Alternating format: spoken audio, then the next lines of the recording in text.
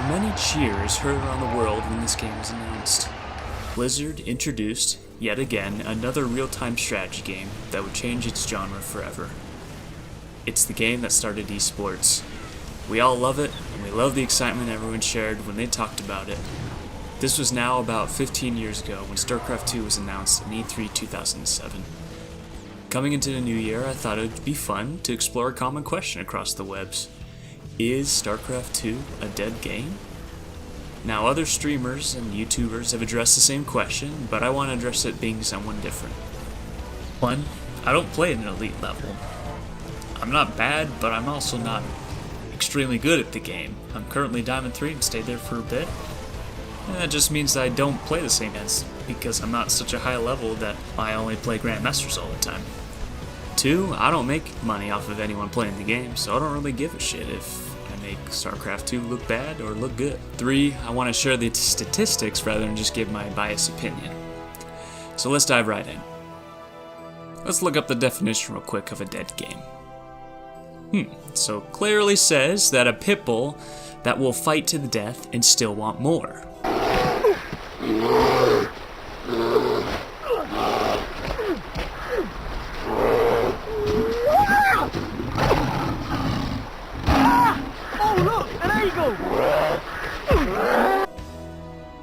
No, that's not it. Yes, any video game with less than 1,000 players on a consistent basis is considered dead. Okay, so I'll log in and check the handy welcome message that Blizzard sends its users every time they log in.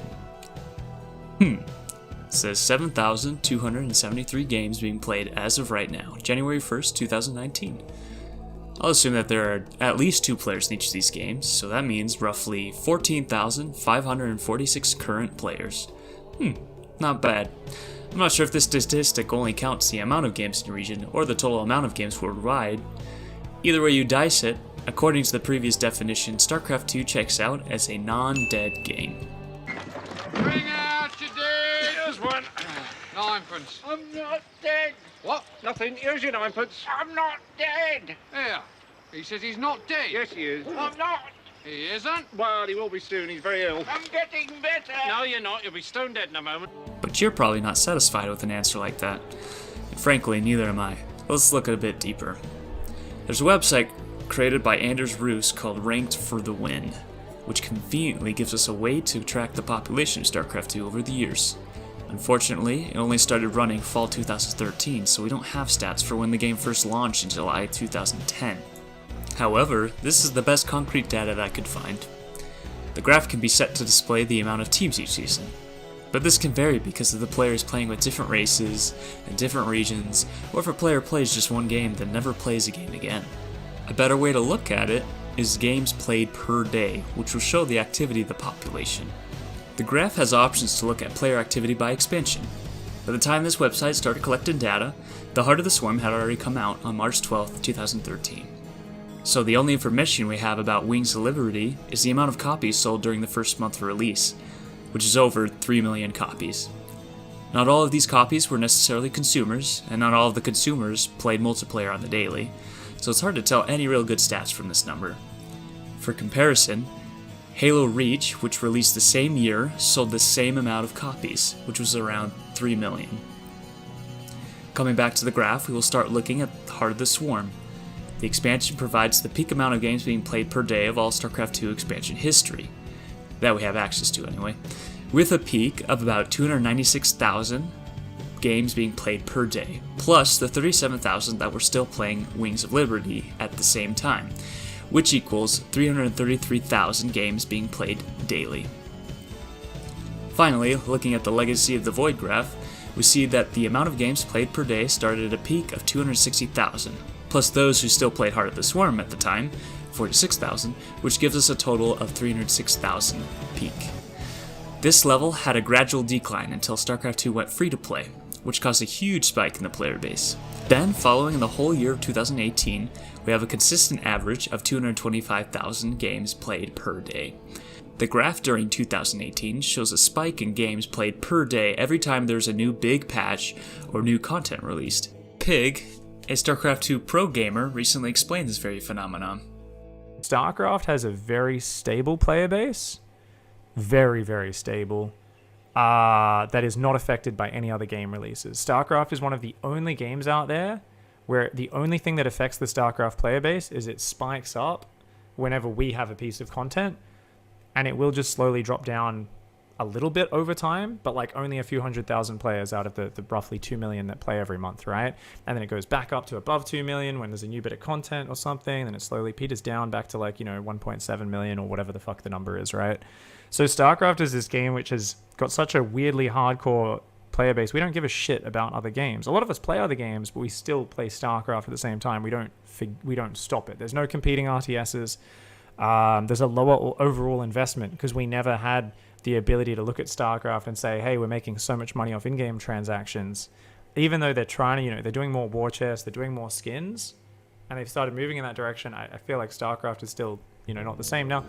Looking at this neat graph shows some great data regarding the amount of games played daily, and this alone can tell us the amount of active players. But what about the inactive players? I mean, what about those who still like StarCraft 2, but don't necessarily play it daily or weekly? How can we look at this stat? Well, we can't, to be honest. But I've heard mentioned over and over again that people still watch StarCraft 2 esports, even though they still don't play the game. Why? Because it's entertaining as hell. StarCraft and StarCraft 2 are what started the whole esports competitive scene. It makes sense to me that these games would still be streaming good tournaments that people want to watch. Maybe if we take a look at some stats from the latest big StarCraft 2 tournament, it can help us see what's going on. That comes to mind is BlizzCon 2018, where Cheryl became the first non-Korean player to win StarCraft WCS. This tournament caused a lot of excitement. Looking at the numbers, we can see that peak amount of viewers from around the world watching the tournament turned out to be a whopping 248,000. This does not include viewers at BlizzCon as well. This number is even more than the average of games played in 2018. If you remember, that was 225,000. This means that we still have people interested in the game, even though they don't play competitively on the daily.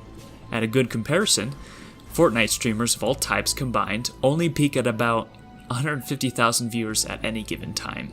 And this is a game that is popular beyond belief right now. Although the player base prefers to play this game rather than just watch it.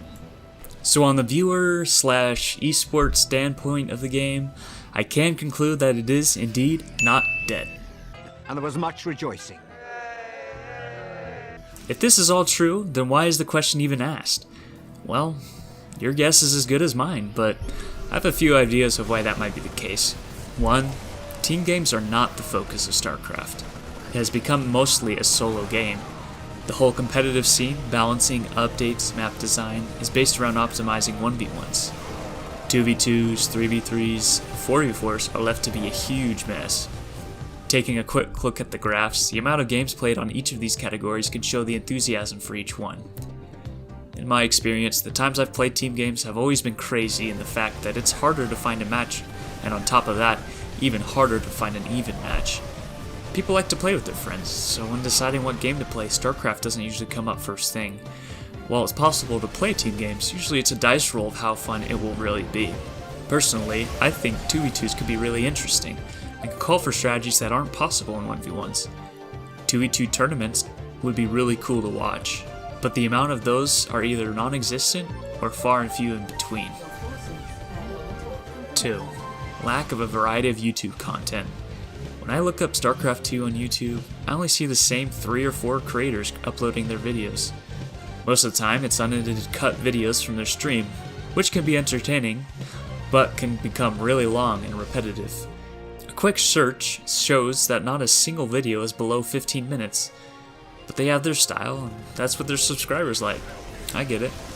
But the main problem here is the lack of additional people putting out new content. Where are they? 3.